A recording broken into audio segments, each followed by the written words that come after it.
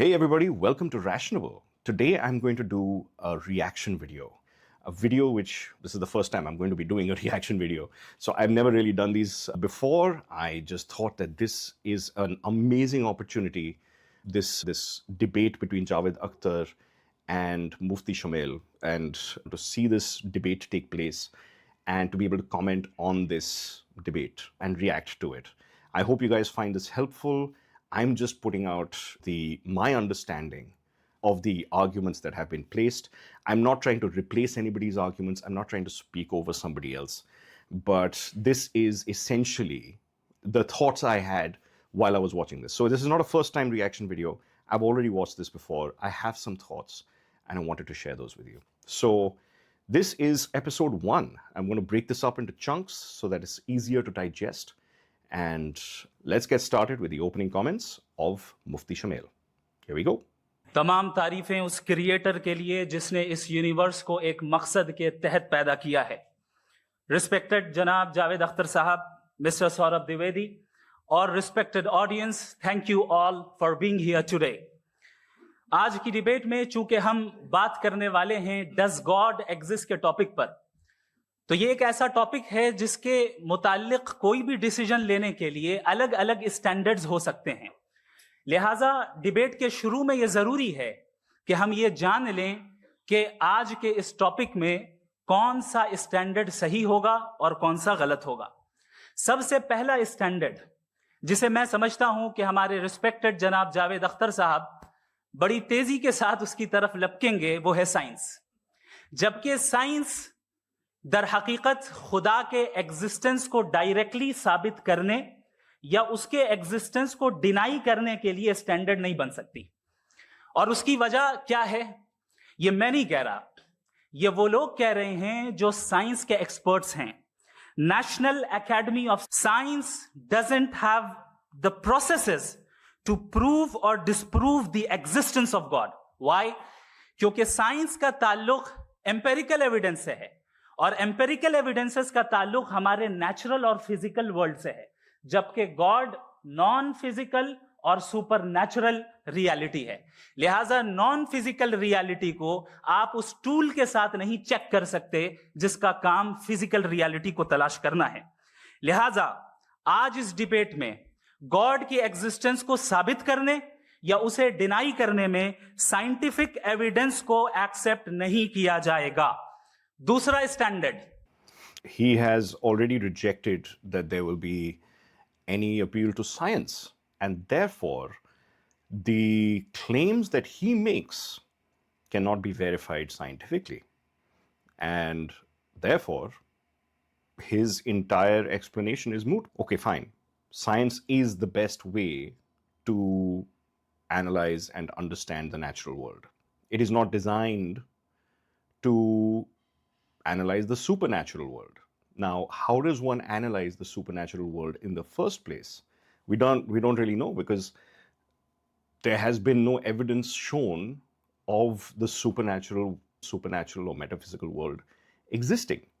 So how does one go about that? Is there any actual method that one can use to examine the claims of the supernatural?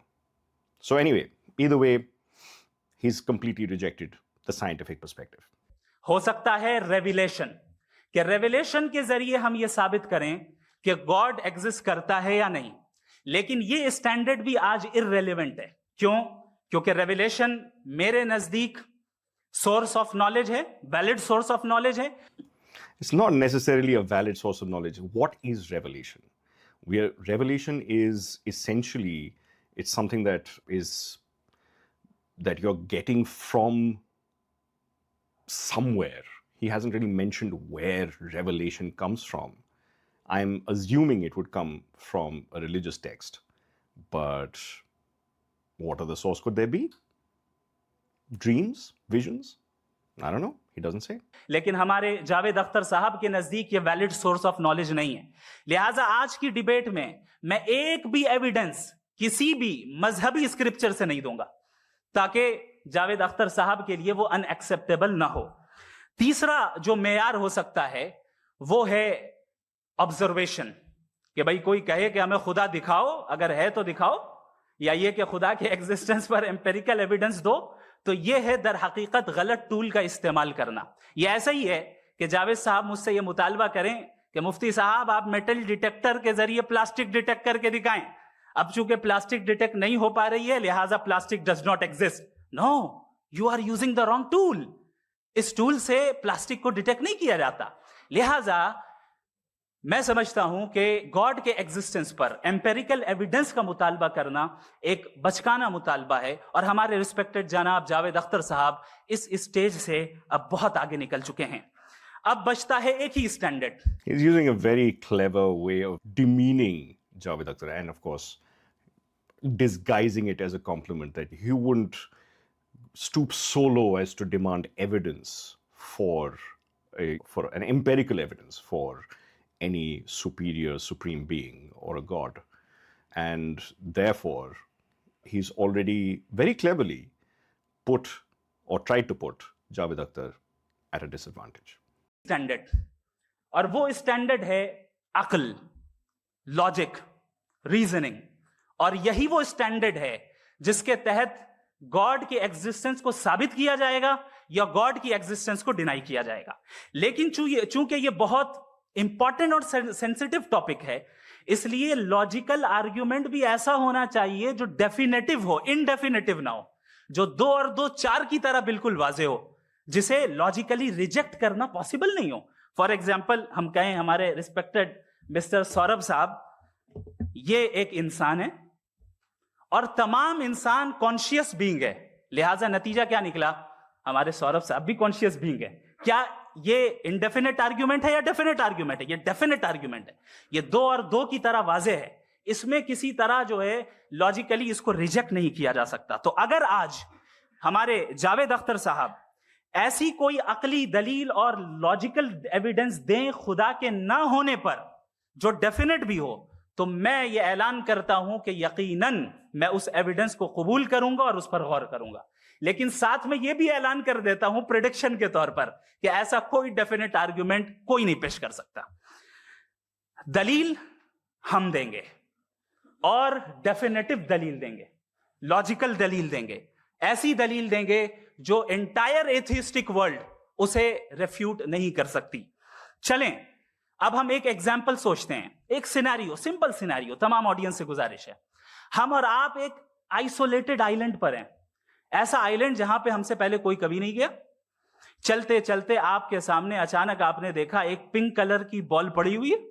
سب سے پہلا سوال آپ کے ذہن میں کیا آئے گا کہ یہ بال یہاں کیوں آئی, کیسے آئی, یہ پنک کلر کی ہی کیوں ہے, کوئی اور کلر بھی ہو سکتا تھا, یہ اسی شیپ میں کیوں ہے, کوئی اور شیپ بھی ہو سکتا تھا.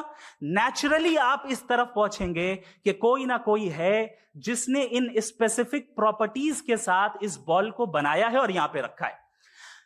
چونکہ آپ جانتے ہیں کہ یہ جو بال ہے اس کا ایگزسٹ کرنا ضروری نہیں ہے, یہ ایگزسٹ کر بھی سکتی تھی, نہیں بھی کر سکتی تھی, اور ایگزسٹ کرنا ہی تھا تو کسی اور فارم میں کرتی, کسی اور کلر میں کرتی. اب آپ اس بال کو ایکسپینڈ کرتے چلے جائیں, ایکسپینڈ کرتے چلے جائیں, ایکسپینڈ کرتے چلے جائیں, یہاں تک کہ یہ بال یونیورس کے سائز کی ہو جائے. بتائیے کہ کیا سائز کے بڑھ جانے سے سوال بدل جائے گا؟ ہرگز نہیں بدلے گا. Now, I wanted to interject something here. He's mentioned a plastic ball on a beach. We humans know what plastic is. We know what a plastic ball looks like. And we have seen plastic balls before, many of them on occasion. And therefore, we understand what created that plastic ball. We know that it was another human being in a factory that created that plastic ball. Now, we only have one universe. Is there any other way to examine whether there are other universes and how those other universes have been created? There is no possible way that we can look outside our universe at our current state of technology, and we have never seen any evidence of any other universes. So what does that mean? We don't know. We can't extrapolate from this example that this universe was created. We can extrapolate that plastic balls are created. We can extrapolate that the universe. Let's continue. ابھی بھی سوال رہے گا, یہ universe کہاں سے آیا, in specific properties کے ساتھ کہاں سے آیا, کیوں آیا, کس نے بنایا, یہ سوال اس وقت بھی ویلڈ رہے گا. لیکن یہ سوال اگر ہم جناب جاوید اختر صاحب سے کریں تو چونکہ ان کا ورلڈ ویو ایتھیسٹک ہے, اور صرف ان کا نہیں, مطلب جتنے بھی ایتھیسٹ ہیں اور ایتھیسٹک ورلڈ ویو کو رکھنے والے سے اگر آپ یہ سوال کریں کہ یہ یونیورس کہاں سے آیا, تو ان کا جواب یا تو آرگیومنٹ فرام اگنورینس ہوگا یا ڈوگمیٹک ہوگا. یا تو یہ کہیں گے کہ مجھے نہیں پتا کہ یہ کہاں سے آیا, لہذا گاڈ ڈز ناٹ ایگزسٹ, یہ آرگیومنٹ فرام اگنورینس ہے. یا یہ کہیں گے کہ One thing about the argument from ignorance is when you claim that something exists, or you make an argument saying that your ignorance is essentially the evidence of your claim being right. When you are saying, and I have to correct him here, most atheists that I know and that I'm sure Javed Akhtar knows, most atheists will not claim that there is no God. They will claim that we withhold belief from a God-like claim, that we withhold our beliefs of any God existing because we have been shown no evidence of any gods. So therefore, it has to be, the most important thing to mention here is that atheists don't necessarily believe that there is no God or gods.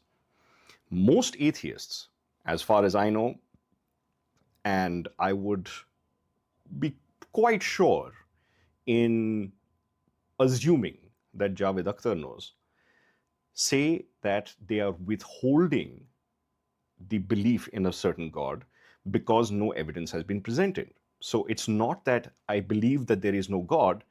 I don't have a belief in a God because no evidence of a God has been presented. So therefore, when you say that this is an argument from ignorance, that that you don't know of a God, therefore the God does not exist, that is not a claim that, first of all, any atheist is making, or very few atheists, if any at all, are making. This is not an argument from ignorance. We are not making a positive claim. We are saying that because we have not seen evidence, we don't believe that there is a God. We are not saying that there is no God. We're saying that we don't know and we don't believe that there is one, at least as far as the claim is substantiating. So I hope that's a bit on the clearer side. Let's move on. یہ universe خود بخود بن گیا, اس کا مطلب یہ ہے کہ اس بال کو بھی خود بخود بن جانا چاہیے, لیکن بال کے تعلق سے یہ ایکسپلینیشن ایکسپٹ نہیں کی جائے گی کہ یہ خود بخود بن گئی, لیکن یونیورس کے تعلق سے کر دیا جائے گا. اسے ہم دوسرے الفاظ میں ڈوگما بھی کہہ سکتے ہیں. دوسری چیز, ہمارے جاوید اختر صاحب ضرور گاڈ آف گیپس کی مثال بھی ضرور دیں گے, اور مثال دیں گے کہ پہلے زمانے میں بجلیاں کڑکتی تھی تو لوگوں نے کسی ایک خدا کی طرف, اور بارش ہوتی تھی تو دوسرے خدا کی طرف منسوب کر دیا, ان کے پاس دلیل نہیں تھی. یہ ہمارا ورلڈ ویو ہے ہی نہیں, یہ ہمارا ورلڈ ویو ہے ہی نہیں, کیونکہ نیچرل فینومینا کے پروسیس کی انٹرپریٹیشن کو جان لینے سے یہ کہاں سے ثابت ہو گیا کہ گاڈ ایگزسٹ نہیں کرتا ہے. اس پر میں انشاءاللہ ابھی آگے بات کروں گا. آپ حضرات یہ بھی دیکھیں گے, اور میں یہ ایکسپیکٹ کرتا ہوں کہ ہمارے ریسپیکٹڈ جناب جاوید اختر صاحب ضرور ایموشنل آرگیومنٹس بھی دیں گے, جو کہ ایک لاجیکل فیلیسی ہے جب بات آتی ہے ٹروتھ کو ڈیسائیڈ کرنے میں. کیوں؟ مثال کے طور پر وہ کہیں گے کہ اگر گاڈ ہے تو ایول کیوں ایگزسٹ کرتا ہے, جبکہ میں کہتا ہوں ایول کا ایگزسٹ کرنا گاڈ کے ایگزسٹ کرنے کی دلیل ہے, اس کے خلاف نہیں ہے. چونکہ اگر گاڈ ہے تو ہم سب اس کے سامنے اکاؤنٹیبل ہیں, اور اگر ہم اکاؤنٹیبل ہیں تو اکاؤنٹیبلٹی کے لیے ایول کا موجود ہونا ضروری ہے, اس کے بغیر ہم اکاؤنٹیبل نہیں ہو سکتے. اور Just a second, we will see this argument pop up later in the debate, but I won't go into it right now. اور اگر ہم اکاؤنٹیبل نہیں ہیں تو ہم جناب جاوید اختر صاحب سے پوچھیں گے کہ آپ بتائیں کہ پھر سفرنگ اس دنیا میں کیوں ہیں؟ اگر خدا نہیں ہے تو سفرنگ کیوں ہیں؟ اور ان لوگوں کے جذبے کا کیا جن کے اندر سفرنگ کے بعد انتقام لینے کا جذبہ پایا جاتا ہے اور وہ اس دنیا سے ایسے ہی چلے گئے؟ کیا ان کی ساری تکلیفیں بیکار چلی جائیں گی؟ اب آ جائیں اسی ایگزامپل کی طرف کہ بال, مجھ سے اگر کوئی پوچھے اس بال کو کس نے بنایا. Now, before he goes back to the ball argument, why is there suffering? And he basically says there is suffering because there is a God. That in itself is a very strange argument. But we'll figure that out a little bit later. और या इस expanded ball को किसने बनाया? मैं कहूंगा कि चूंकि ये यूनिवर्स और इस यूनिवर्स की तमाम चीजें कॉन्टिंजेंट हैं, कॉन्टिंजेंट होने का मतलब ये होता है कि जो अपने एग्जिस्टेंस पे किसी के ऊपर डिपेंड करती हो, तो जाहिर है ये यूनिवर्स कॉन्टिंजेंट है। और अगर कोई चीज कॉन्टिंजेंट नहीं है तो मैं रिक्वेस्ट करूंगा कि मुझे दिखा दें कि कौन सी चीज यूनिवर्स में कॉन्टिंजेंट नहीं है, हम भी जरा गौर कर लें और हम भी देख लें। Except that he is going to make the claim that his God is not contingent. He says that everything is contingent except for his God. This is called special pleading. This is a logical fallacy, and he doesn't mention that, obviously. और जब contingent चीजें मौजूद हैं तो philosophers की इस्तिलाह के मुताबिक, हम उस टर्मिनोलॉजी के मुताबिक, हम उस जगह तक पहुंचते हैं और उस हस्ती तक पहुंचते हैं जिसे नेसेसरी बीइंग कहा जाता है, कि ये वो नेसेसरी बीइंग है जिसका मौजूद ना होना नामुमकिन हो। क्योंकि अगर ये मौजूद ना हो तो सारी चीजें एग्जिस्टेंस में आएंगी ही नहीं, और ये सारी कॉन्टिंजेंट चीजें उसी के ऊपर डिपेंड करती हैं। अब अगर आप ये सवाल करते हैं कि फिर उस हस्ती को किसने बनाया, फिर उसका कॉज क्या है, फिर उसका कॉज क्या है, फिर उसका कॉज क्या है, और एंडलेसली चले जाएं, इसे हम कहते हैं इन्फिनिट रिग्रेस ऑफ कॉजेस, जो कि लॉजिकल फैलेसी है। कॉन्सेप्चुअली इंफिनिटी पॉसिबल है। मिसाल के तौर पे न्यूमेरिकल्स 1 2 3 गिनते चले जाएं, इन्फिनिट नंबर्स है। मैं कॉन्सेप्चुअली बात नहीं कर रहा, प्रैक्टिकली रियलिटी में साबित करके दिखाएं कि infinite regress of causes possible है या नहीं। And yet, he claims that his God is the being that necessary being. So who created the necessary being is the next logical question. There is no such logical fallacy as an infinite regress logical fallacy. That doesn't exist. That doesn't exist. The basic thing that he's trying to say is that the logical fallacy that Javed Akhtar will be making, which is not a logical fallacy, is claiming that if your God can go on forever, or you can have some God that creates your necessary being, which creates your necessary being, which creates another necessary being, etc., off into infinity, why don't we just say that the universe was created by another universe, which is created by another universe? Why not do that? That is an infinite regress. That is the argument against his current argument. Let's carry on. अगर possible है तो हम मान लेंगे, मिसाल दे दें, और possible नहीं है तो एक ही ऑप्शन बचता है जिसे हम कहते हैं नेसेसरी बीइंग। ऐसी नेसेसरी बीइंग जो इंडिपेंडेंट है, क्योंकि अगर वो डिपेंडेंट हुई तो वो नेसेसरी नहीं रहेगी। ऐसी इंडिपेंडेंट बीइंग जो इटर्नल है, अगर वो इटर्नल नहीं होगी, उसकी बिगिनिंग होगी, तो वो खुद कॉन्टिंजेंट है। ऐसी बीइंग जो पावरफुल है, क्योंकि कॉन्टिंजेंट को एक्चुअलाइज करने के लिए पावर चाहिए। ऐसी बीइंग जो इंटेलिजेंट है और नॉलेजेबल है, क्योंकि ये यूनिवर्स स्पेसिफिक फॉर्म और स्पेसिफिक लॉज ऑफ नेचर के तहत प्रिसाइजली चल रहा है। Thank you. So this is the closing bit of his argument. He has mentioned a few different forms of few different qualities of his necessary being. So let's go through those again. जिसे हम कहते हैं necessary being, ऐसी necessary being जो independent है, such as a necessary being who is independent, that is not dependent on anything else, except that everything else seems to be dependent on him or her or it. क्योंकि अगर वो dependent हुई तो वो necessary नहीं रहेगी। ऐसी independent being जो इटर्नल है, अगर वो इटर्नल नहीं, Well, he's got to be eternal, and we'll see how this he contradicts himself based on his argument from time, saying that this being is eternal and therefore is a necessary being. How can a necessary being be eternal before time? We'll dig into that in the next video. अगर वो eternal नहीं होगी, उसकी beginning होगी, तो वो खुद contingent है। ऐसी बीइंग जो पावरफुल है, क्योंकि कॉन्टिंजेंट को And a being that is powerful. What exactly does powerful mean? Contingent को एक्चुअलाइज करने के लिए पावर चाहिए। ऐसी बीइंग जो इंटेलिजेंट है और नॉलेजेबल है, क्योंकि ये यूनिवर्स स्पेसिफिक फॉर्म और स्पेसिफिक लॉज ऑफ नेचर के तहत प्रिसाइजली चल रहा है। So a being that is intelligent and knowledgeable enough to create a universe that is with specific form and with specific laws of nature. That is something that is very interesting indeed. And of course, these are great. These are fine. If you can prove that such a being exists, that's fine. But he's just essentially at this point of time making stuff up. He has no real logical argument for anything except saying, just claiming that a necessary being has to exist because the universe exists. And we are just supposed to take his word for it with absolutely no evidence provided. Another thing I wanted to mention before we get into this is that Mufti mentioned that religion was created essentially to explain natural phenomena like lightning and thunder, etc., etc. And that is essentially what religions started off doing, because humans could not understand what nature gave to us. We couldn't understand what caused weather, what caused lightning, what caused droughts, what caused famine, what caused wealth to come our way. We put all of these occurrences on different gods. That's we have gods of thunder, we have gods of lightning, we have gods of water, we have gods of wealth, we have gods of knowledge and fertility and rebirth and birth. Eventually, over time, there became fewer and fewer gods, and then the monotheistic religions like Judaism, Christianity, and Islam came to be. And he's talking about that God. Now, the reason why we condensed all of these gods down to one God, maybe it was out of convenience, or it was just a new theology, new ideology. I'm not an expert in religion, religious history for that matter, so I'm not really sure. But whatever it is, we still give even monotheistic gods power over our own lives and of our safety and the health and well-being of our people, of our families.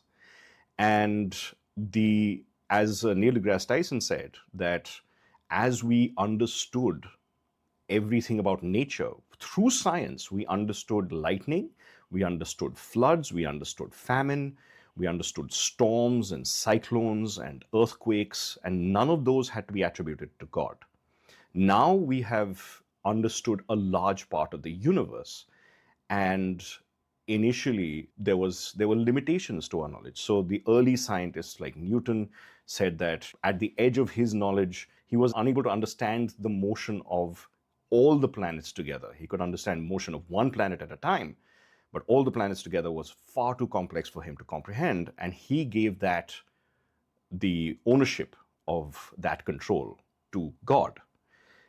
As Einstein came along and other scientists worked on these problems, we understood that planetary motion, that gravity, that we understood so much more of the universe, that as with every single discovery, God was not found necessary to be a part of the argument.